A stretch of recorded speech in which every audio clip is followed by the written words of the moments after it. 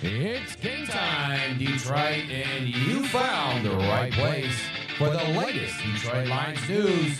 So hop on in and take the ride to Super Bowl 60 with Rockhound Detroit Lions. Join Will Rock, Eric Rintamaki, and Riley O'Brien today on the Rise and Grind Morning Show. Good morning.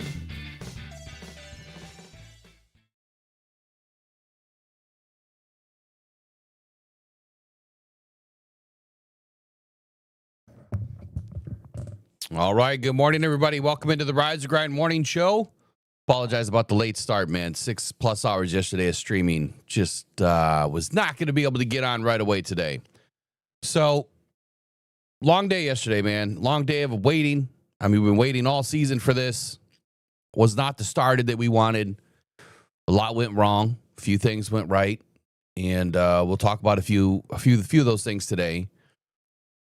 Looking at some of the stats this morning, I have way more questions than I do answers right now. Way more questions. I have to rewatch the tape today, which I will do right after this, so I can see how some of this stuff lines up, because what I'm seeing does not make sense. It doesn't tell the story, which is why you need the eye test. That's why it's so important to be able to match everything up together. And I'll tell you exactly what I'm talking about here in just a moment. But I want to go through a few observations of the game. Namely, we'll walk through Tim Twentyman's, which is what we'll highlight every year. Of course, I'll start writing my own here soon, so we'll be doing that as well. But I want to say a quick good morning to everybody. Obviously, in the poll today, the first poll is, how worried are you after game one? Not at all.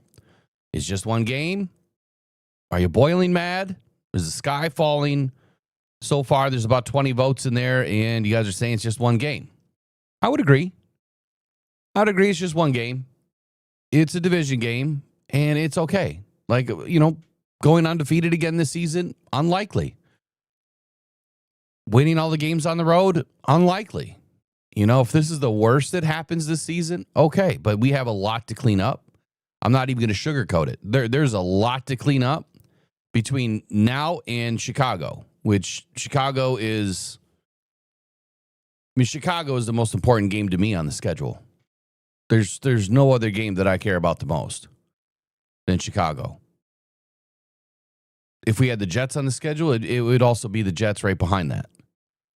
Simply because you're going up against somebody that, thinks that they can be better than you. Of course you want to beat those people, right? It's the highest level of competition that competition offers. Is going up against your friends, all right? Going up against your former teammates. That's when the competition is the highest. And that's when the stakes are, that's when the stakes are the highest, but that's when the competition feels the best. So good morning to everybody out there. Let's get into a few things this morning, and we'll be in and out probably in an hour. And we'll be back on a little bit later today to highlight some of the other things after I get a chance to go through some film review. But we have a new rivalry brewing. Micah Parsons said after the game that he was looking forward to a new rivalry developing between him and Penei Sewell. This is per Matt Schneidman of The Athletic. He said that he called Sewell, quote, a hell of a football player, and said he expects a rivalry match to match the one that he had with Philadelphia's Lane Johnson when Parsons was in the NFC East with Dallas.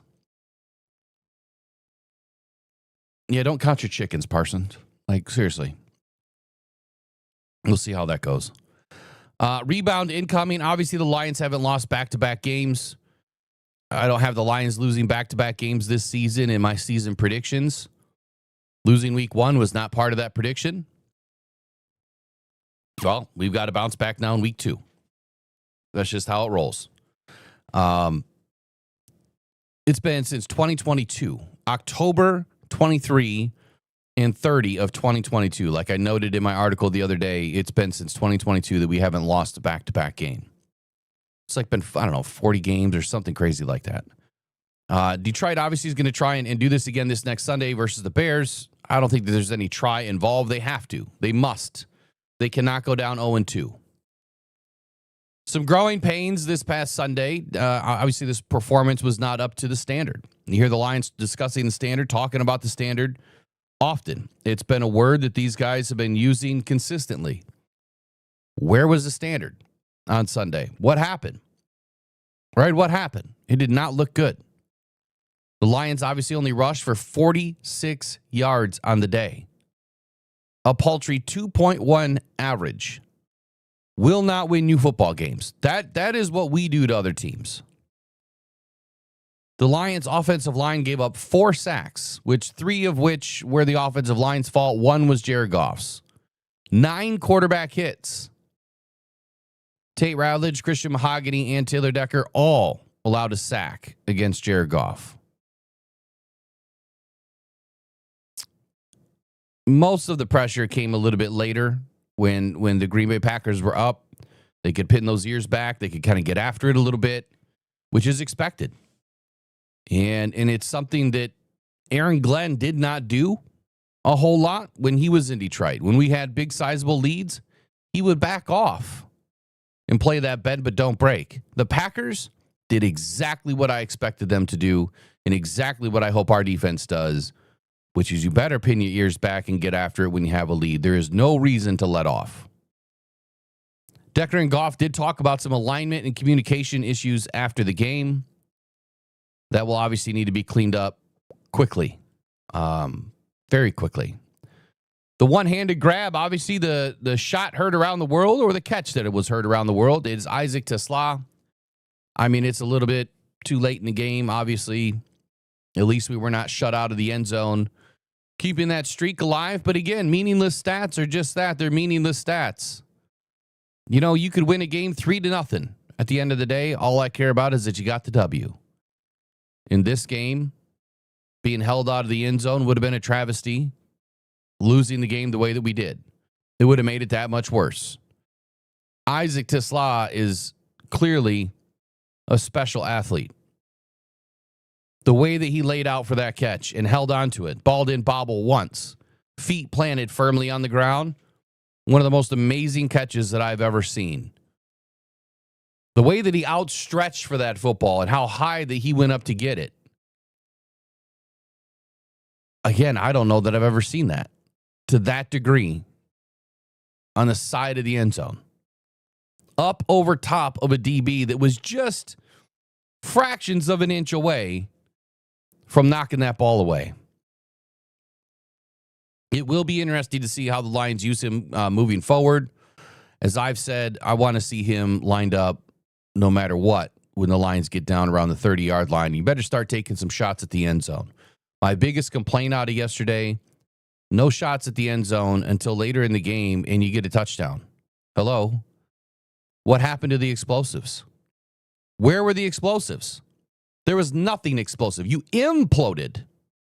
You didn't explode. That has to be fixed. John Morton up in the box, I think, is a problem. And I'm not even going to mince words with that. I think John Morton needs to get his ass down on the field. And I get it. It's just game 1. But yesterday, he probably should have been on the field trying to fix a lot of the things that were going on.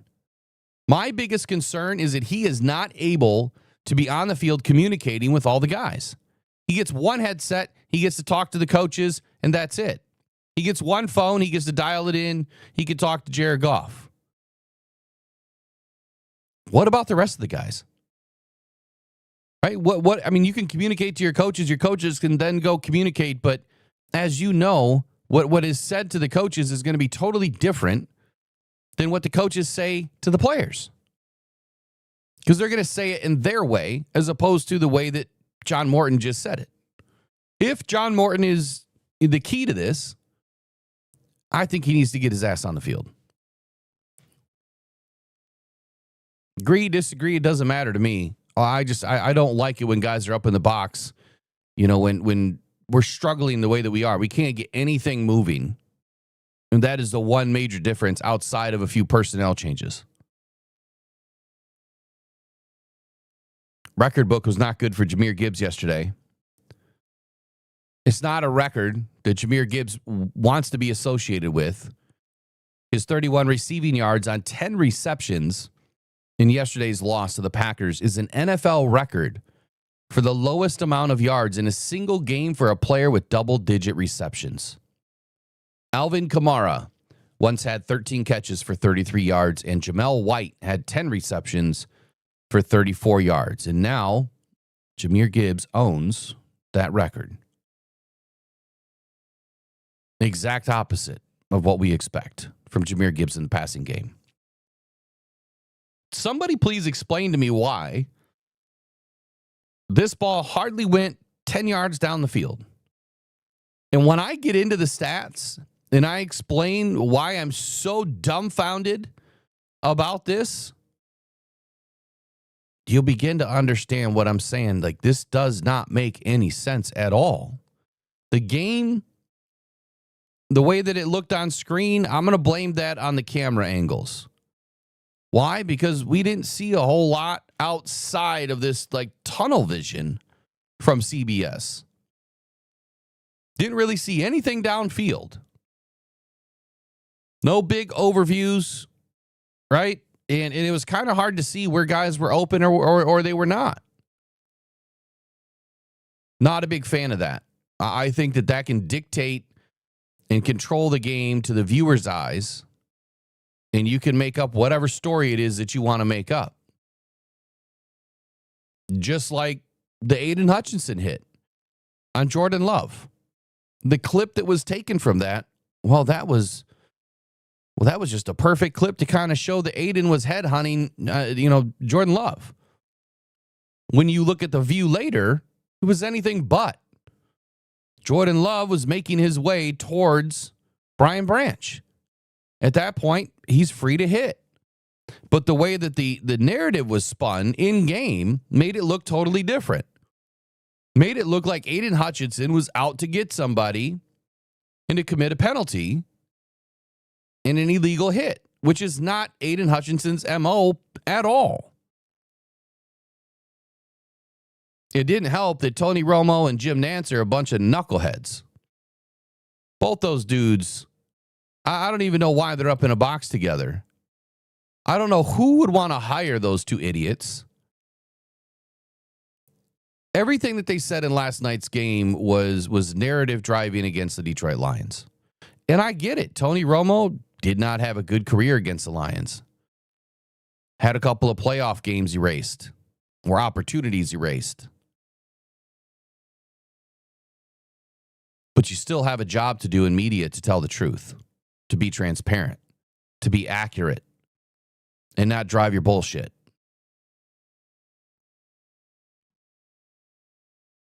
Kickoff obviously changed around the league this weekend.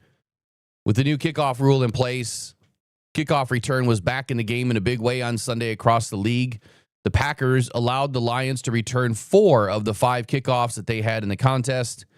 Detroit averaged 23.2 yards per return with a long of 25 yards.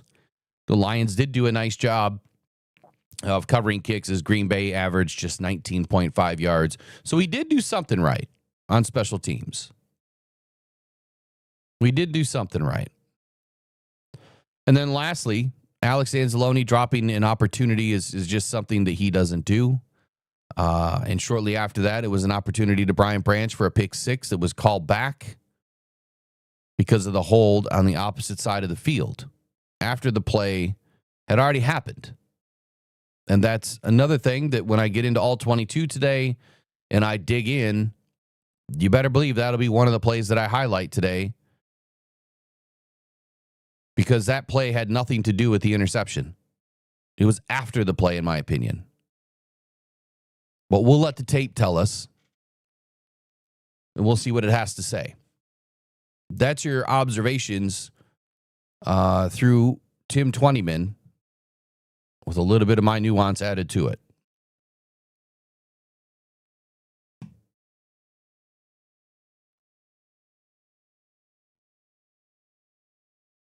Dan Campbell obviously was not happy after the game yesterday. His opening statement says, all right, well, look, man, the team played well. Talking about the Packers. Credit to them. And Coach Matt LaFleur, they came out and they played outstanding, and we didn't play good enough. We didn't coach good enough, including me, and we didn't play good enough. So, like I told the team, it's tough to go in and not certainly play close to your best game.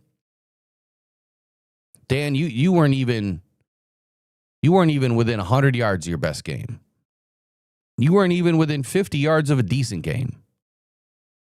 By far, one of the worst games that I have seen in the last 3 seasons. Probably dating back to the Ravens game, which was much worse, obviously, than this game. Dan said that, quote, we made some critical errors at the worst times possible, and you don't do those. You take those out of the equation, and it looks different. You feel like it would be a totally different scenario, but we did make those critical errors at the worst time, so we're going to learn from it. We'll clean it up. It gives us a little barometer where we were at game 1, and that's okay. You know, it's always about improving no matter what, so we're going to take it, and we're going to improve. Dan, burn the frickin' tape, dude. It was terrible. It was absolutely, this is not what we saw in practice. This is not what we even saw during preseason, even though our preseason games were pathetic. But now thinking about it, we should have been concerned. We're sitting back here saying, you know what? It's just preseason. We expect that when the number ones get in there, man, it's gonna be a different story. And please make sure we just let people go today. Just as long as there's no F-bombs, like that's the daily. Just let people go, man. There's gonna be some pissed off, some frustrated people. Just let them do their thing. Each and every day, just make sure we let them do their thing. That's really important to me. As long as we're not throwing F-bombs out there and attacking people, like, just say what you got to say. It's all right. I want to make sure that we all understand that.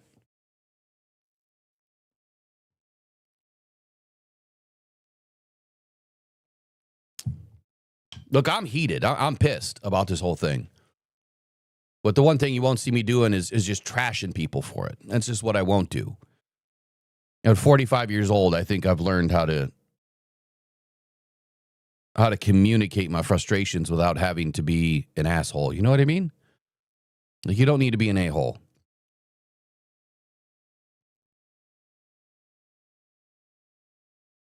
So back at this look, when I'm looking back at preseason here, I'm thinking, you know, Eric and I are talking like we do every week, every morning, Monday through Friday. And we're like, you know what? It's just the backups, man. It's the backups of the backups. When the ones get in there, we're going to be fine. Well, now I think we need to go back and look at preseason and say, we've got a problem. The defense isn't doing anything. The offense isn't doing anything. Why is that? Hendon Hooker, dinking and dunking around, you know, barely pushing the ball downfield. And I'm thinking, why is John Morton not allowing Hendon Hooker? It's all Hendon Hooker's fault, right? It was all Hendon's fault. He looked terrible.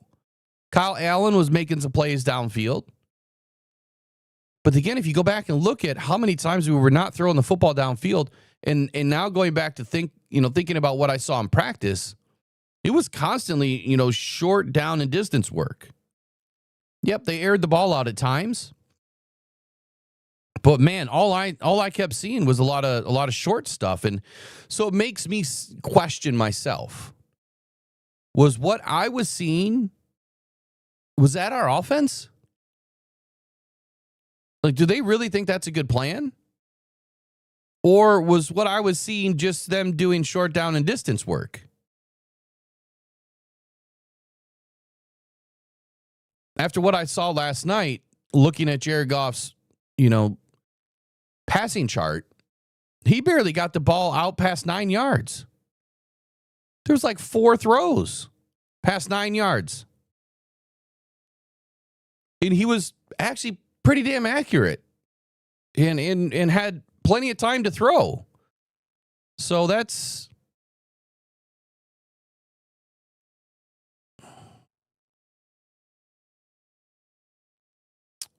it's just It's demoralizing when you think about how good this team actually is and the weapons that we have on this team. Amon-Ra St. Brown, quiet as a church mouse. Jamison Williams, even quieter. That dude just got a $27 million bag, and he didn't affect this game at all. There is no way that the Green Bay Packers have 11 guys on defense that are better than every single guy we have on our offense. We have, 8 guys, 7 guys in the top 100. Not that those stats even mean anything, but if you've watched what the Lions have done for the last 2.5 seasons, prior to this season, nobody could stop them. Nobody. What happened yesterday makes no sense at all. If they fundamentally changed everything, which they didn't need to do, then we might be dealing with a long season. But it's early. And I'm going to give Dan and the coaching staff the benefit of the doubt of week 1, because every year we've started a little bit slow. Our slow was 26 points a game. Our slow was 100 yards on the ground. That was our slow. Our slow was, the defense not getting after the quarterback as much as they should have been.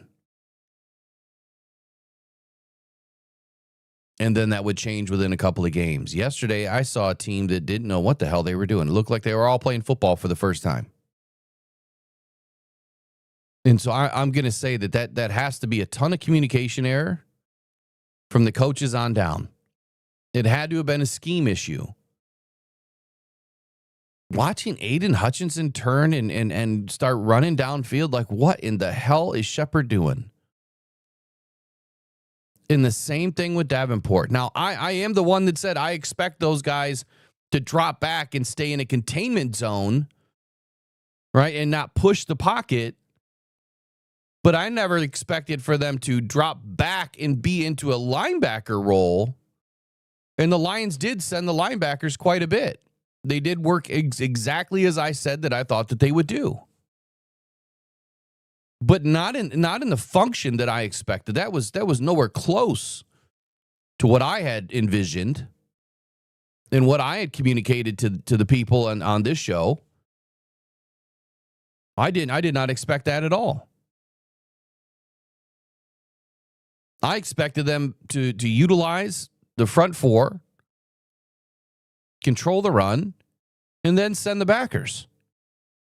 Open a lane, fire a backer. Control, contain, send a nickel back. Read, react, run.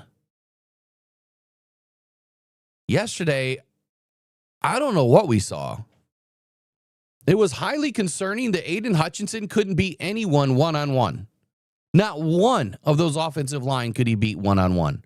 Then Davenport couldn't either. I saw some good bull rushes by Davenport. I seen him get in, and get a good, stuff on a run. It's not about comparing those two guys. It's not about saying, aha, I was right. I could care less about any of that. Davenport had a better game than Aiden yesterday, and that can't happen. Davenport is there to do his job, right? To do what he's there to do, which is, to be the can crusher, to shut down the run, control the edge. You stiffen up one side so the other side is either more involved or the offense starts to push the ball to the other side, and Aiden's able to get more involved in the game that way too. And yesterday, it was eye-opening that neither one of them, Davenport had a little bit more success, but neither one of them really did a damn thing. It's Aiden's first game back, so he's going to get a little bit of time, I think, from fans to kind of fix it. But if you go back and look at what everyone's talking about on Twitter leading up to this game and in the chat or in other people's channels or whatever, the content that's going out, it's Aiden's going to have 55 sacks this year. Aiden's going to be Defensive Player of the Year this year. Aiden's going to be the Comeback Player of the Year this year. And I said he'll have 9. At most, maybe 11. And then yesterday when I put out my predictions, I gave him 12 sacks on the season. I think that's the highest mark for him this year. I don't see where he's going to have this huge bounce back season. But if the rest of the defense is able to help him, and that doesn't mean you have to go and change everybody. That just means that if they're able to help him and that they can play well above, where we're expecting them to play. I mean, you can't really ask Kirby Joseph or Brian Branch to play a much better game than they have over the last couple of seasons. You can't really ask Alex Anzalone or Jack Campbell to play any better. So they're doing everything to help Aiden already. Those 4 guys are some of the best in the league, and they've played like it. Not many teams have that. And so if Aiden can't get after the quarterback with even 4 guys on the defense playing well above everybody else in the league, that's a problem. That's why you don't pay him $35, $40, $42, $47 million a year. At some point, you just got to eat it and say, maybe it's not the answer, but it's early. It's just game 1. Aiden will get things fixed. He'll have better games. He'll have some monster games this year. But yesterday did not look good at all. It did not look good. It seriously looked like a high school team going up against a college team at times. That defensive line had 0 push. But then again, at times they did have push. That's why I say the stats just don't make sense. All right, enough of my rant here. Let me kill this poll.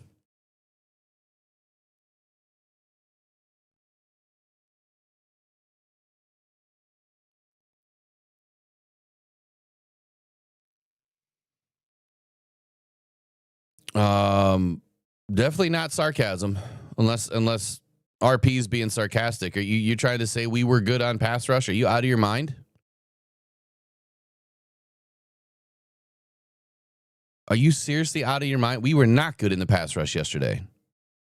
We're terrible. Absolutely terrible.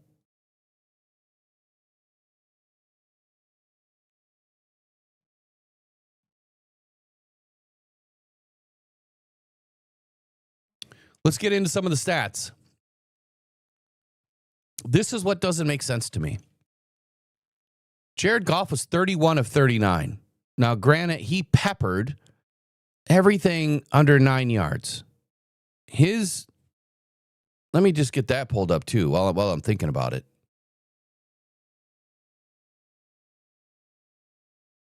Let me show you guys his sheet. And take me just a second to get it open here.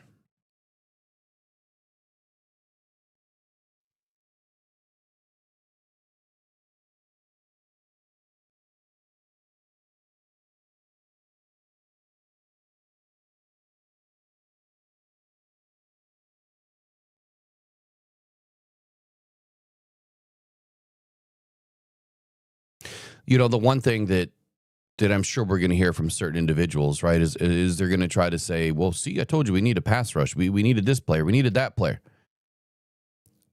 If Aiden can't do it, ain't nobody going to be able to do it, right? Because that's your guy. He's a top 5 elite edge in a lot of people's eyes. So if he can't do it, there ain't no reason why someone else is going to be able to do it. And having 2 guys on this roster, I'm not even going to go through it again. Having 2 guys on this roster that are going to end up making that kind of money would never make any sense. I think the smart people understand that.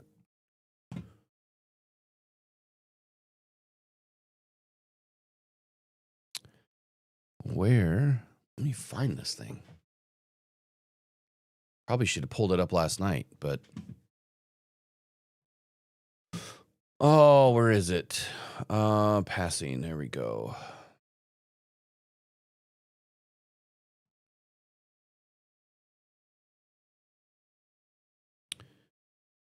I want his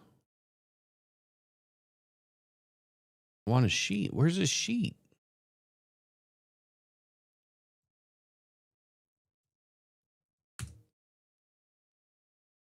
One second here. Let me find it. Here we go. Getting these passing charts. Man, am I glad that I picked up Keon Coleman. He looked fantastic yesterday.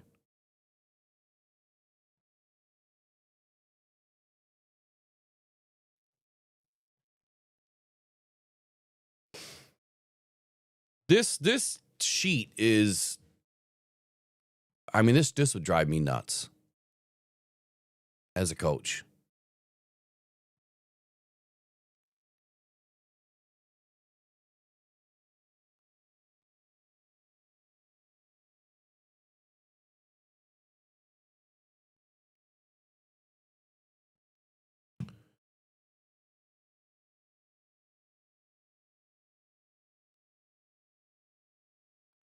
I feel like I'm working with one hand here. This is a little bit slow today, man. A little bit slow.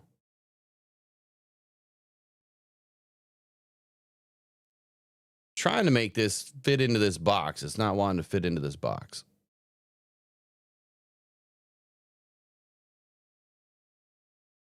I think I got the wrong size box.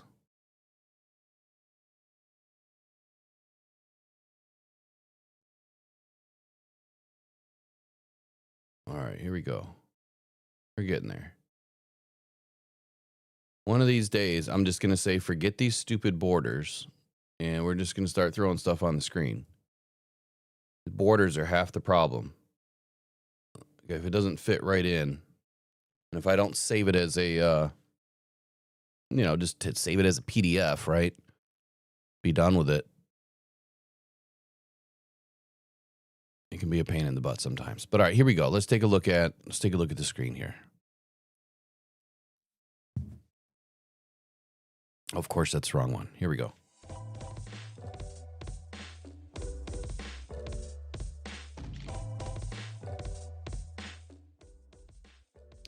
All right, so Jared Goff's passing chart on the left. And by the way, if you'd like to subscribe to the Detroit Football Journal, hit that QR code on the right side of your screen. You can join for free. If you feel like helping out and supporting the channel, just subscribing for free is enough.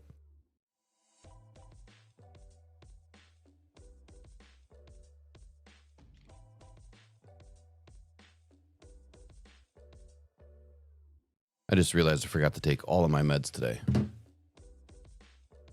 Anyway, so Jared Goff's passing chart. It's probably why my brain's not working. Jordan Love's passing chart. If you see, I'm sorry, Jordan Love. Jared Goff's passing chart. I mean, just look at the plus 10 right there. So you've got 1, 2, 3, 4, 5, 6, 7 footballs over 10 yards. You have 2 footballs over 15. And you have 2 that are right around the 20-yard line. Thank you. So you're going to tell me, Mr. John Morton, that's explosive offense? You're going to tell me that's enough to win the game? You're putting these guys with the ball at the 4 and 5 yard line in a swarming defense that is not letting these guys do anything. You have to push the ball downfield. And so then what I'm going to hear next probably in the chat or see somebody write is, which I'm not looking at the chat, by the way. I'm trying to get all my medicine out. Is that Jared Goff didn't have time, right? Jared Goff had 0 time. And I think that you're going to be surprised when I tell you how much time he had. So let me just ask you right now. I'm going to put this as a poll question. Did Jared Goff, now I think you guys can tell with the way I talk what the answer is going to be, but did Jared Goff have more or less time to throw than Jordan Love? More or less?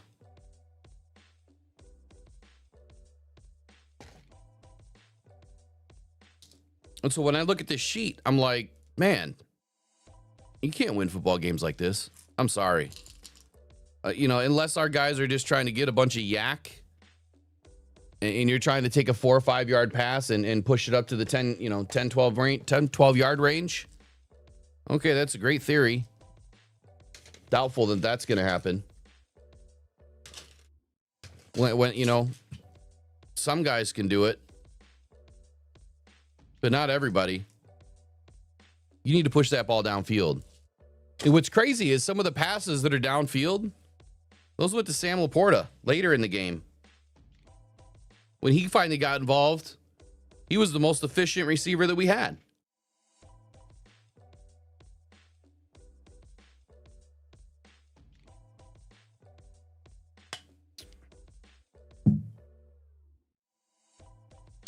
Choke down all these stupid pills, man. Every day. Gotta keep that thyroid that I don't have functioning.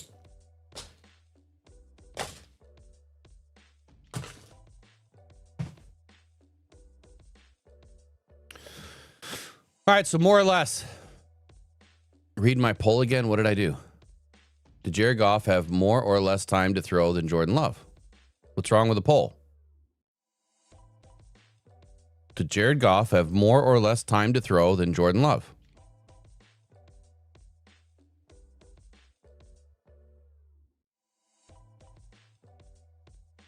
Did Jared Goff have more or less time to throw than Jordan Love? Yes would be yes. Yes would be he did. No would be no, he didn't.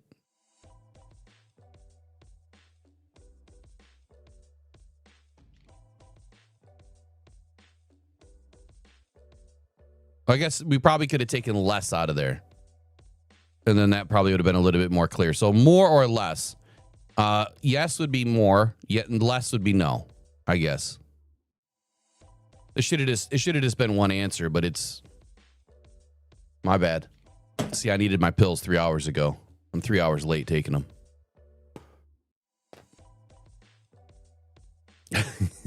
No, it's all good, man. It's me. It's all good.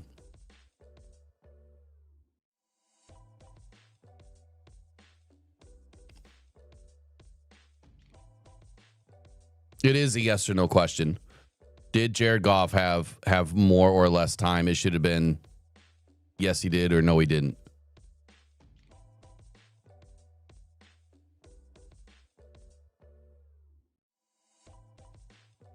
Here, let me help you. Let me just do this. Let me help you guys. It might be too difficult to understand. We'll do. So I can't do a Q&A. Let's do this. Who had more time to throw? We'll do Jared Goff and Jamison Williams. No, just kidding. You didn't throw a pass yesterday, thank God. There we go. That'll be a little bit easier. My bad. All right. Did Jared Goff or Jordan Love have more time to throw? Which one?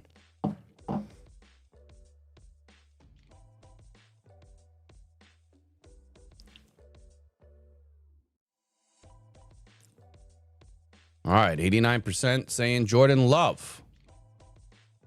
87% saying Jordan Love.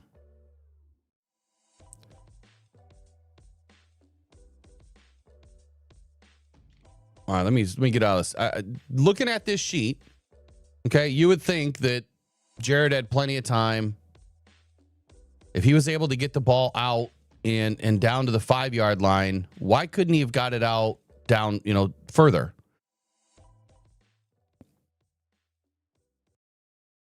If you can release the football, well, you're not doing it in 1 second. You're not doing it in 2 seconds.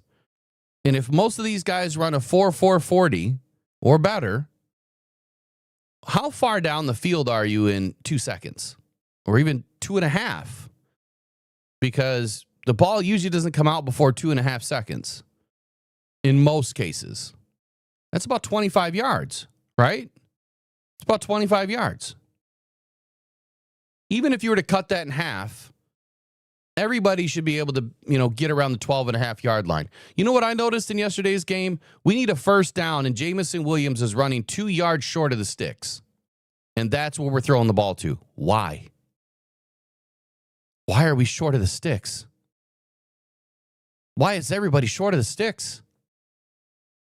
That is the one thing that I'm not even going to say Ben Johnson did well, but it just seemed like our guys were coached well to know that you have, that shouldn't change from year to year. That shouldn't change at all. You have to know where the damn sticks are. You have to know. All right, we're going to let that poll go for just a minute. All right, big shout out to Trey. Says, if the interior line doesn't improve, we aren't going anywhere. They're doing anything this season. They were ineffective last night. Interior O-line is one huge elephant in the room. You're damn straight, Trace. Now, we're going to give these guys a big, I guess a little bit of time to produce, a little bit of time to gel. It's going to take, look, the Bears brought in all these high draft pick guys, right? These really expensive contract guys that are supposed to be really good. Drew Dahlman, well, we know Jonah Jackson's not, but you know what I'm saying, right? They went with some guys that are supposedly really good. Are they expected to gel week one? We'll see.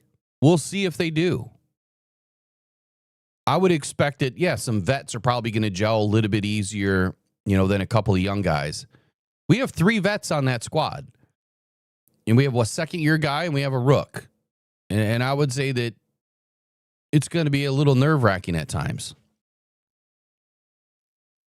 Not being able to run the ball was a problem. But I would say this, I didn't even mention this yet. How do you start this game by giving Jahmyr Gibbs the ball like every play? How does that make any sense? You're going to just wear the dude out? You're just going to run the ball in every which way and it doesn't work and you keep doing it? You can't be stubborn like that. And whoever wrote up that game plan, they should be fired. That's not how you begin a game. You begin a game by testing the limits of the defense. You figure out where their weak spots are. Okay, I ran the ball the outside zone to the right, didn't work. I ran the ball the outside zone to the left, didn't work. I ran the ball through the A gap, didn't work. Ran the ball the other way through the B gap, didn't work. I'm going to hand the ball off 6 more times to the same dude and watch it not work before I think that I need to change something.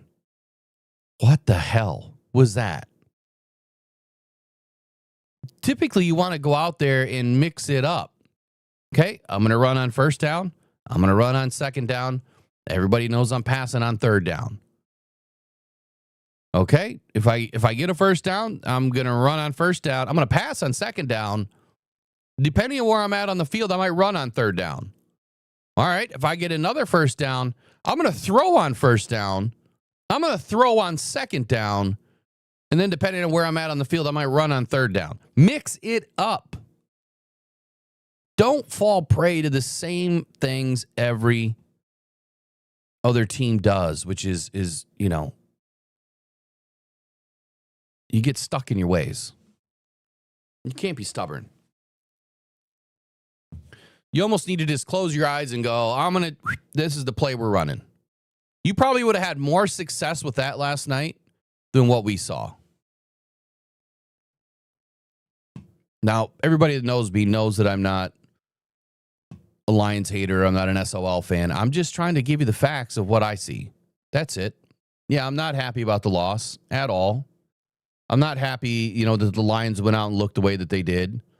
But I also will say I recognize it's also week 1, and this is a newer team with new coordinators and new coaches and some new staff everywhere, 14 different assistants, right? it's going to take a minute. But like I said, we've been through this before. And we went 1-6. And then we went 8-2. If that happens this year, we're not making the playoffs. We can't go 1-6. We can't even go 2-2 with this schedule.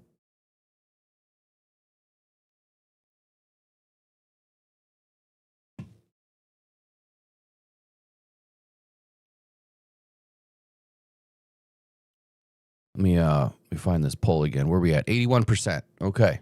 I'm gonna stop it probably there and get my stats back up.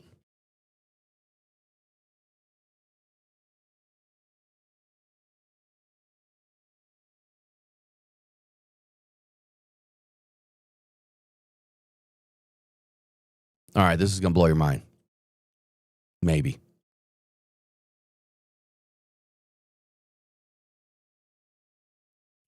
Time to throw. Gotta be kidding me. All the stats were just open, and now it says there's no stats. They were just there 2 seconds ago. Hold on. Let me go back. Go back.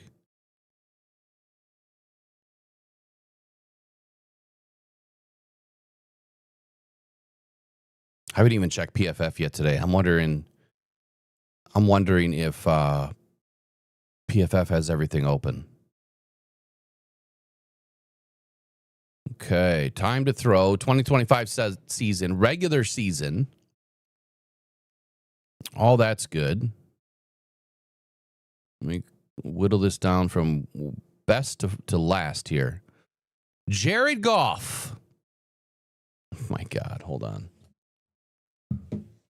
Sorry.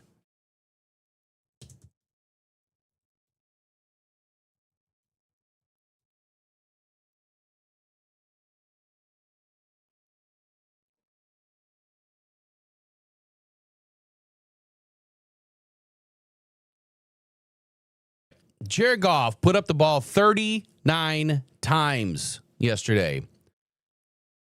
If you guys don't know me by now, here's the way I look at passing the football. When you start passing the football over 30 times, from 30 to 39, you're going to throw one interception. Guaranteed. It's very few and far between that you don't. When you get to 40 to 45, 46, you're going to throw another interception. When you get above 45, into the 50s, you're going to throw 3. And if you're Jared Goff and you have to put the ball up 50 times, you might throw 5. Some are not his fault, though. Yesterday, I'm not going to blame him for that interception. I'm really not. I'm going to blame the play calling. I'm going to blame the shitty route running. I mean, it was terrible. It was not a great pass. I would have put the ball on the other side of the receiver. But I can't give full credit to Jared Goff for that interception. The player made a good play. I forget who called last night. It might have been Bees, who said kind of the same thing. At some point, you've got to give the player on the other side some credit. But Jared Goff put up that ball 39 times yesterday. And he was third in the league with 3.09 seconds of time to throw. Third. Justin Fields was number 1 with 3.53. Jalen Hurts was number 2 with 3.17. Jordan Love was 10th with 2.84. Jordan Love also only had 8 pressures on the night, where Jared Goff had 12 and 4 sacks. One of those sacks were Jared Goff's fault. He kind of held the ball a little bit. But 3.09 seconds. He had more time to throw than Jordan Love. So my next natural question is going to be, where were the receivers? How come none of them were open? Is John Morton not putting these guys in a position to win? Where does it? Let me ask you guys this. Let me get the chat back open. Let me ask you guys this. You know the answer without ever looking up one stat. This is such a simple answer. Where's my freaking chat?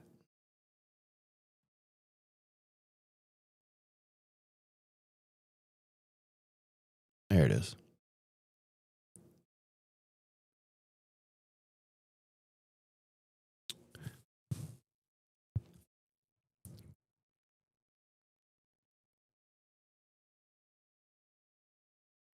Where does Amon-Ra St. Brown do his dirty work? Where does that guy live? Right? Where does he live on the field? You guys know the answer.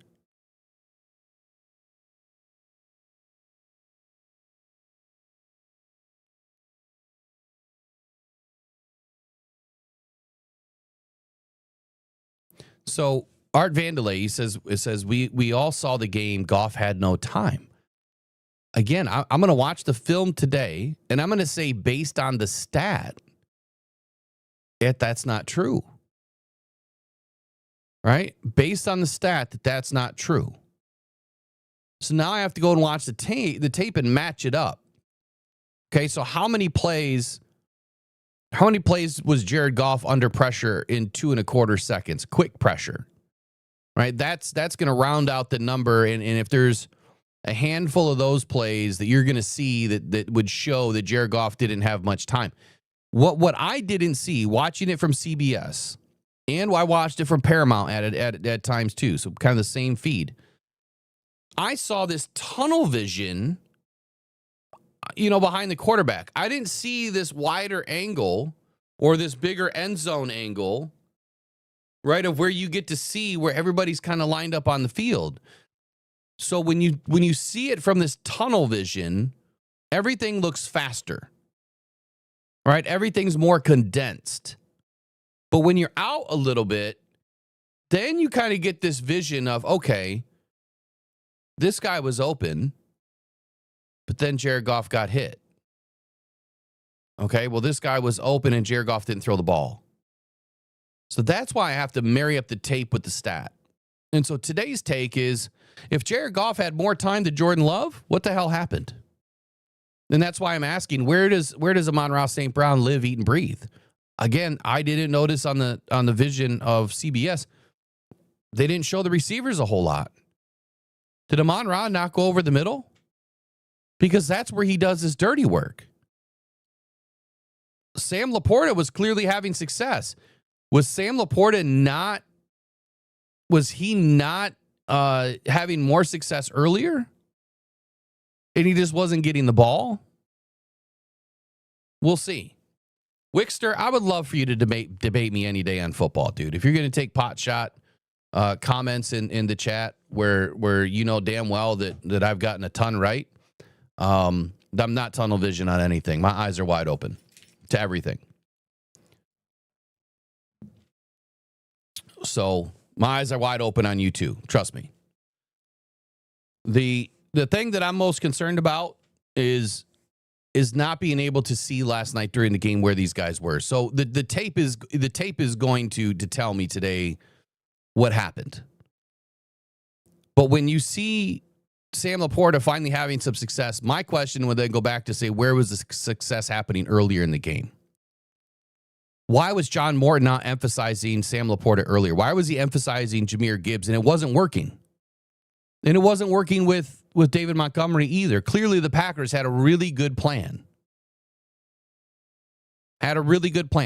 You can say okay and wow all you want, Wick, but I mean, just go back and look at your comments, dude. I see them. Like I don't normally give people the time of day when all they do is take pot shots. But at some point, I'm not going to put up with it. So go back and look at your own comments.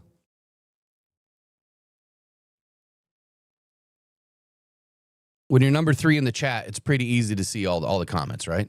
It's pretty easy to see. So there's a lot more questions than there is answers, is where I'm going with this.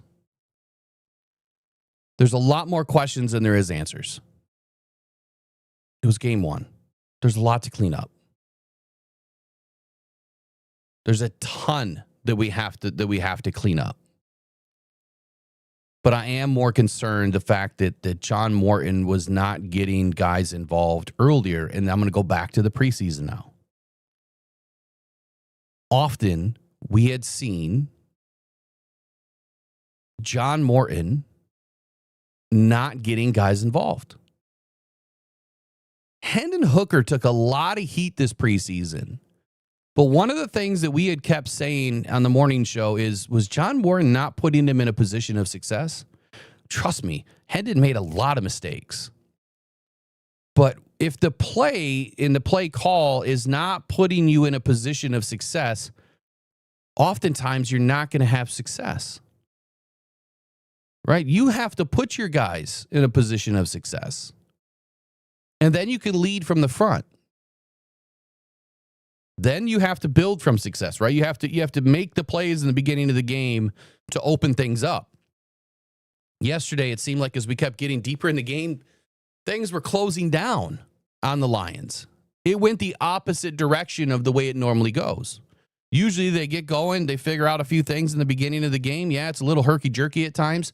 But then bang, there's a 20-yard catch. Bang, there's a 25-yard catch. Bang, there's a 16-yard run.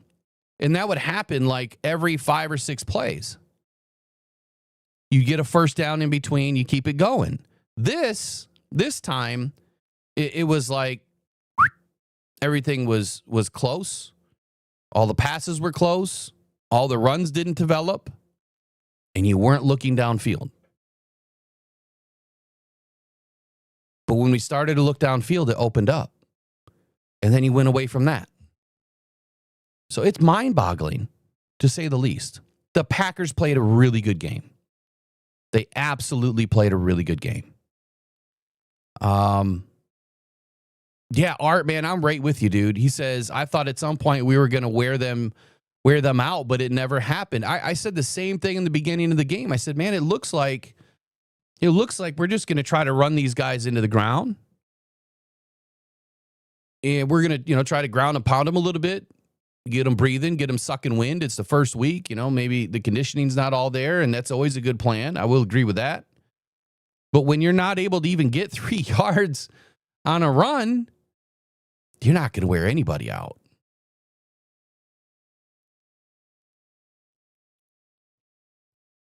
So, absolutely, Brandy says, championship DNA doesn't flinch after one bad roll. We're still built for January. I love that, man. Absolutely love that. That's a great statement.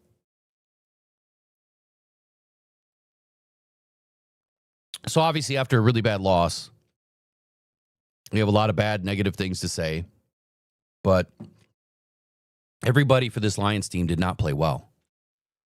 Now there was some good moments. There was some good plays at times. There wasn't consistency. And I think the consistency is obviously the most important thing to all of this, right? That cohesion is the most important thing to all of this. It's why you brought a lot of guys back. Now let me call on Brad for a quick moment. We did not get any real pressure. Let's go back to the stats for a moment. I'm not using a ton of stats today until I watch the tape. Let me go back to this here. No sacks for Jordan Love. Time to throw 2.84. He was under pressure 34.8% of the time. Well, he only put up 22 passes. He was 16 of 22 for 188 yards. I said that I didn't think that Jordan Love was going to go over 200 in this game. He didn't. But everything else was so effective for them. Everything was so effective. We couldn't get any shutdowns anywhere except for the run game. Right? We did what we were supposed to do in the run game. But while the Lions are collapsing, the run game for the Packers, well, then obviously on the other side, they're thinking, well, how are we going to take advantage of that? The Lions are sinking too many assets towards the run game. We're just going to go up over their head now, which is exactly what they did. And then they would trap Aiden Hutchinson and Marcus Davenport in coverage, which I will never understand. Or Jack Campbell running 30 yards down the field on a tight end.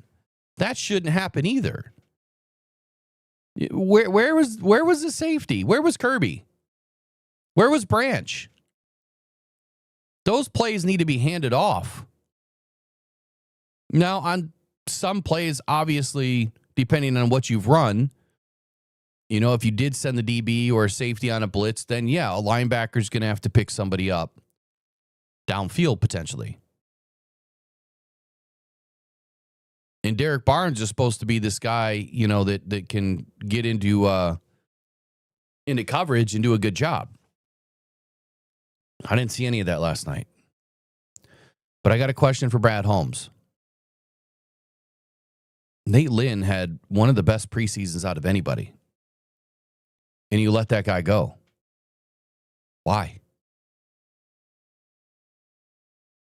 He was clearly winning. I get it that it was not against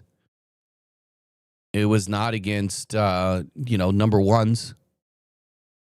But he still was winning. He was playing pretty well. I would have loved to have seen him do something, in this week, at least get an opportunity. Didn't happen. We have so many defensive tackles right now, which I think is a smart play. But it also spoke to what I expected from this defense was to use the linebackers a little bit more. And I'm sure that that's going to continue.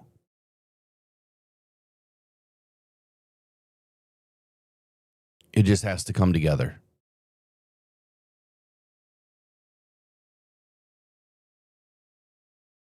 Let me get some more defensive. I'm going to get some defensive stats going here. Team.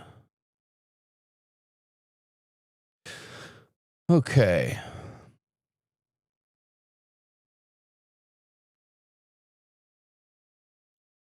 Aiden Hutchinson, 45 snaps last night. 45. He only missed 2 snaps on defense. You left him in the whole game, 95.7%. He came out for 2 snaps. DJ Reader, 37 snaps, 78.7%. Marcus Davenport, 68.1% of the snaps. Tyleek Williams, same thing. Terrion Arnold was in about half the snaps, 23, before he injured his groin. Roy Lopez got in for 17 snaps on the night. And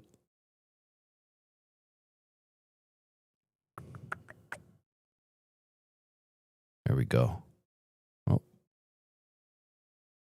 Jack Campbell was your leading tackler, 5 stops on the night. Someone mentioned Derek Barnes had a good game, and he had 3 stops on the night. 1 hustle play, 6 pass rush, no sacks, 1 quarterback pressure. He was targeted twice. They had 1 reception on him. So quarterback rating against 56.3. So that's a good start for Derek Barnes. He didn't get peppered, though. He did not get peppered. Brian Branch had a pretty decent night. 47 snaps, played 100% of the game.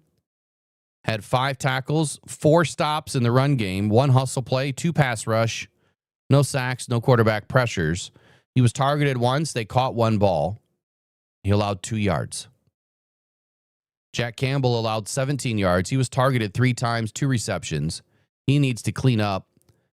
Jack Campbell had the worst game out of the linebackers for coverage. 120.8 rating on the night. Terrion Arnold did not look like Terrion Arnold was supposed to look. 149.3 passer rating against last night. He was targeted 6 times. He had 4 receptions, 86 yards allowed, 1 TD. Not a great start for Terrion Arnold. DJ Reed was brought in to help settle down that other side. 140.9 passer rating against. He allowed 2 catches on 3 attempts for 34 yards, so 12 yards of reception. Not great numbers. Not great numbers from our DBs. Kirby Joseph, Played the entire game. He had no stop, or he had one tackle, no stops, no hustle plays, no pass rush, no sacks, no quarterback pressures. He was targeted one time. They had one reception for 11 yards, 112.5% completion rate against, or 112.5 pass rating. Here's what I'm going to say about Kirby. There was some plays last night where he clearly should have been the guy picking up the receiver coming over the middle. And that was, you saw, was Terrion Arnold and DJ Reed. I mean, DJ Reed came from the other side of the field. He left his assignment and ran down the field. Where the hell was Kirby on that play? The single high safety to me is, I get it, you're running a lot of man. But the single high safety is this defense that I feel that it's too dangerous at times. You're very vulnerable with only one guy back there. I'd rather see both of my safeties sitting on that hash, right? About 15, 20 yards apart from each other. And my two corners up on their assignment. So then you have both guys, kind of in this overwatch position, whether they come up and take an assignment, whether it's a tight end or a back, a linebacker, a running back, picking them up out of the backfield as they move downfield.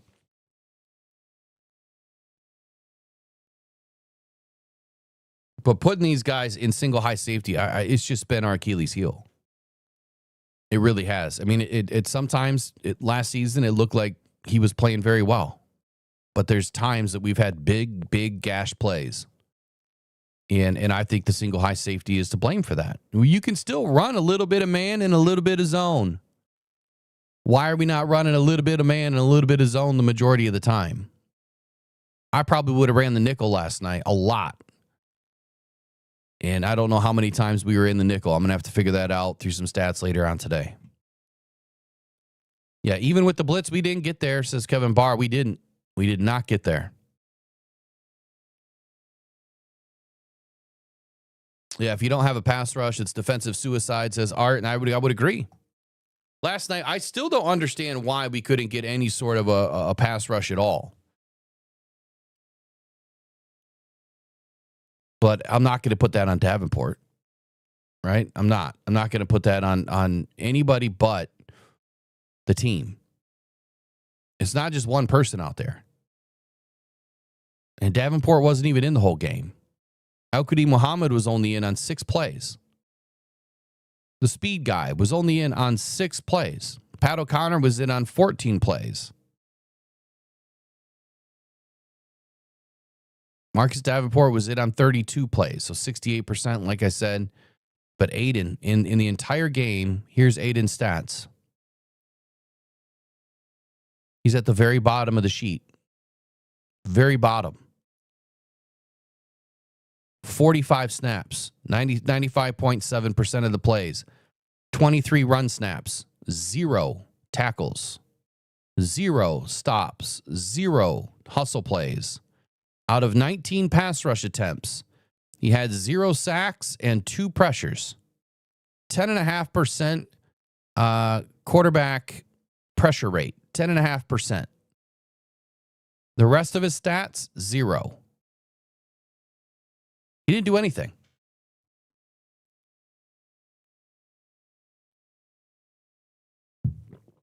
He didn't do anything last night. Let's just hope this is the last game he doesn't do anything.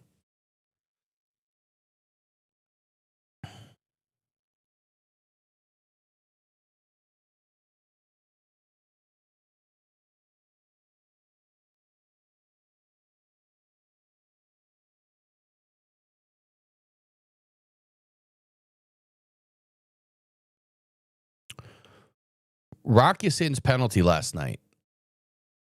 Now, did any of you see something different than me? Because what I saw on that penalty, which was Brian Branch's interception return for a touchdown, that they called back. I saw Rock Ya-Sin far enough away from the play It almost seemed like that happened after the catch. Am I wrong on that assessment? Again, I haven't watched the tape from the big view. Did you see the play differently?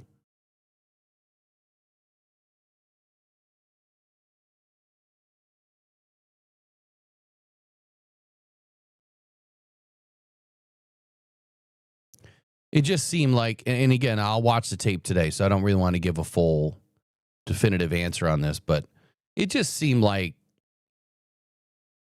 that was a Clete Blakeman. Nope, they're not getting this. They're not going to get this. Nope, not going to have it. Not going to let this team come back. But you know what? They didn't deserve to win anyway. The Lions played like crap. So what do we have? Good things to look forward to. We have a lot, man. We still have 16 games, in front of us to play this season. It's a long season.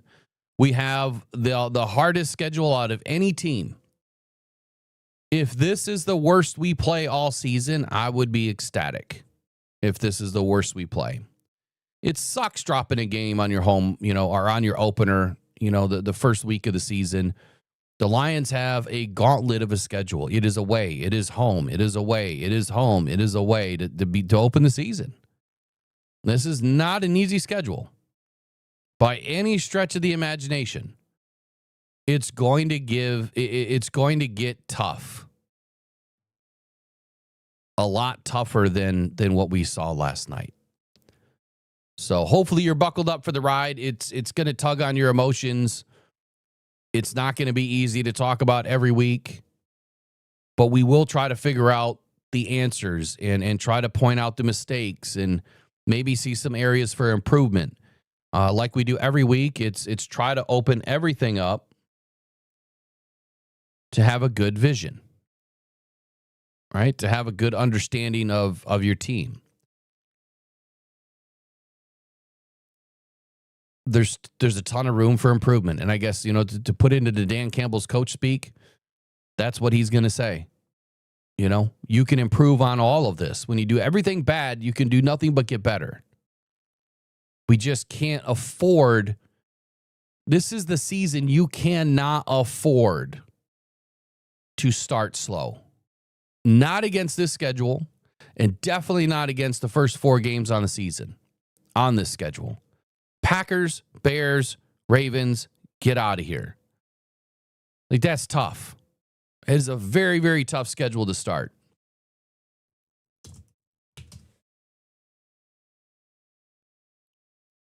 Thankfully, we have the Browns, but the Browns gave the Bengals some fits last night.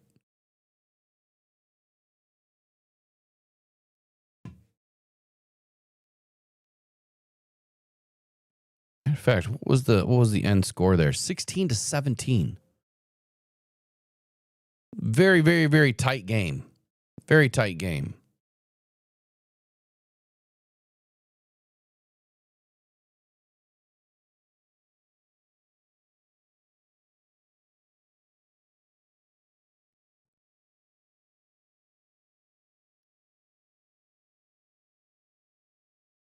All right, 2 seconds. Be right back.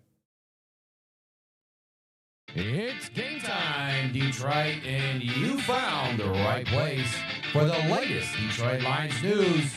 So hop on in and take the ride to Super Bowl 60 with Rockhound Detroit Lions. Join Will Rock, Eric Rintamaki, and Riley O'Brien today on the Rise and Grind Morning Show. Good morning.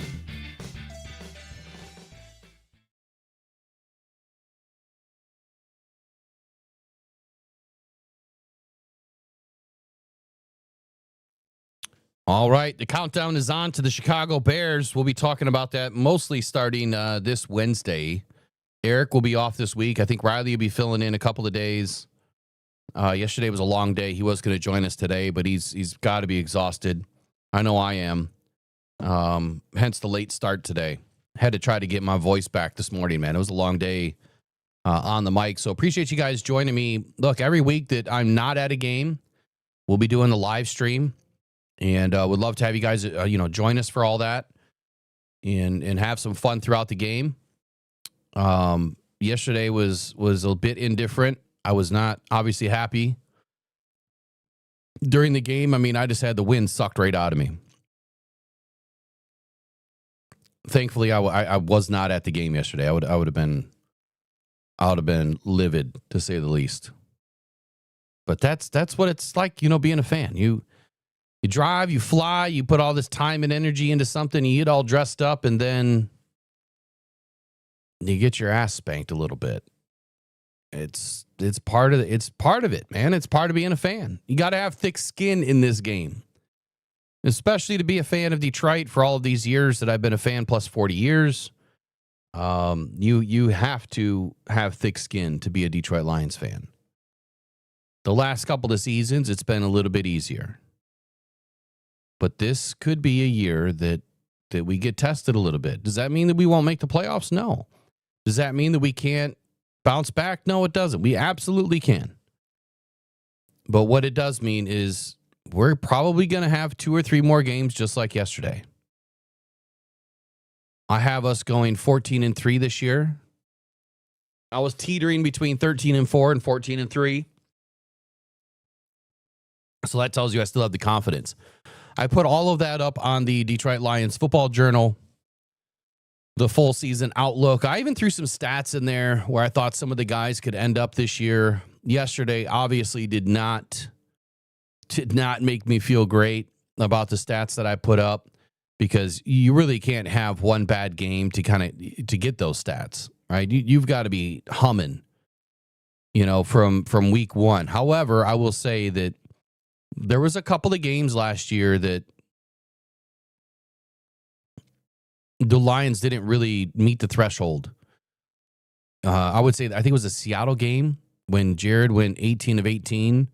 I think he only had like 89 yards in that game or something. So there's going to be some games that, the stats aren't great, but you don't always need the best stats to win a football game. And clearly the Green Bay Packers proved that last night. Some of the good takeaways from last night, obviously the Lions did a good job in the run game. Holding Jones, what was it, 66 yards, I think, last night?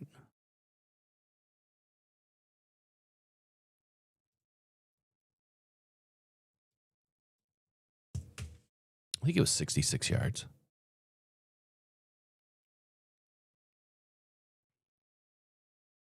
I'm sorry, Jacobs, excuse me. Josh Jacobs, 19 carries, 66 yards. That's a really good night for the Lions. I mean, just right around 3 yards, a touch. That's pretty good. 1 TD on the ground.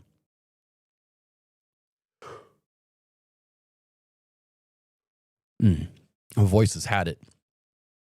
Jordan Love was only 16 to 22. We only put up 188 yards, but he was very efficient. He was very efficient with the football. Romeo Doubs had 68 yards. He played better than I expected. Jaden Reed played better than I expected. A lot of these guys that were battling injuries this week played better than I expected. Matthew Golden did not have a good game.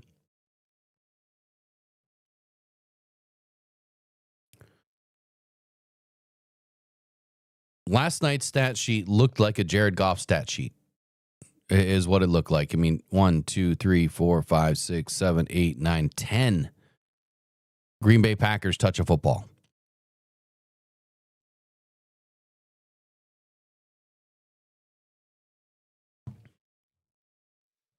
All right. I got to get out of here. But I will say this. Isaac Tesla, one of the best catches I've ever seen. That is what we have to look forward to, is some of these younger guys that, are going to start making their way on this team. Those are the types of catches that we expect from him. Those are the types of plays that we should be looking for every week, is getting him in the end zone, taking some sort of shots at the end zone. Get to that 30-yard line and start going for it. Quit sitting back and trying to run the clock out. Score. If you don't, the Lions left at least 12 points off the board last night in the red zone. I thought for sure Dan Campbell would have gone for it.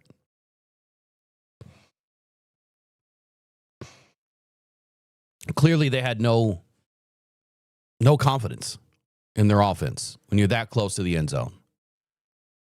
So anyway, Chicago Bears up this week. We'll be talking about it again all week long. It'll just be me on the microphone this week. And then when Riley's around, he'll be involved. So we'll be back at it tomorrow morning. We'll get started just before 8 a.m.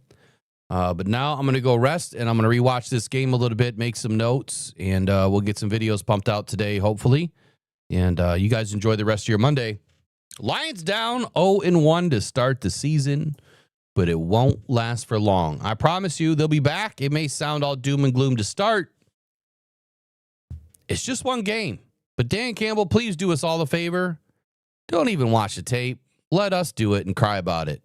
You need to burn that thing. All right? Burn it, put it in an envelope, and send it to John Morton and put a note on it that says, do effing better. Right? That's what I would do. Take all the ashes of that tape and spell do effing better on an envelope with it, and then throw it in the trash.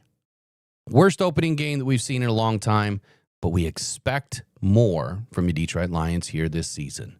We'll see you guys. Take care. Go and probably go Detroit Lions. Until next time, make sure you guys be nice to each other, man. It's easy to be nice. All right? Take care. Bye-bye. It's game time, Detroit, and you found the right place for the latest Detroit Lions news. So hop on in and take the ride to Super Bowl 60 with Rockhound Detroit Lions. Join Will Rock, Eric Brintamaki, and Riley O'Brien today on the Rise and Grind Morning Show. Good morning.